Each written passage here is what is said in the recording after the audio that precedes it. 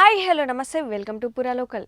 ఓ లింగ నామస్మరణ, బేరీల మోతలు, గజ్జల సప్పుల్లో, సాంప్రదాయ నృత్యాలతో పెద్దగట్టు పరిసరాలు మారు మ్రోగాయి. సూర్యాపేట జిల్లా కేంద్రానికి సమీపంలోని లింగమంతుల స్వామి జాతరకు 3వ రోజు భక్తులు పోటెత్తారు.